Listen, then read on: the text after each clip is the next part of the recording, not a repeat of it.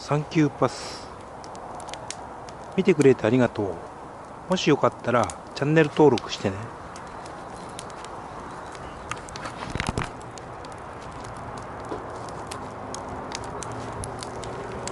プリーズサブスクライブマイチャンネル。サンキュー。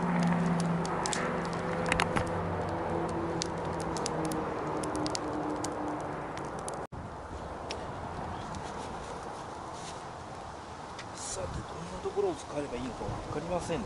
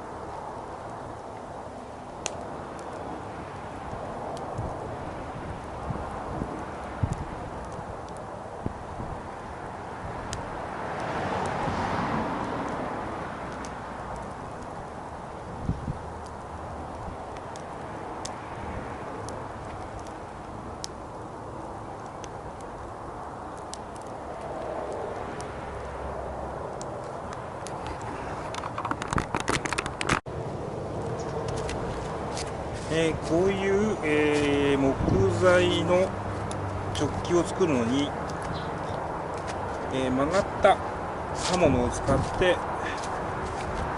掘り起こすっていうのも分かるんですけれども、今回は、焚き火で焼いてみましょうということですね。こんな形です。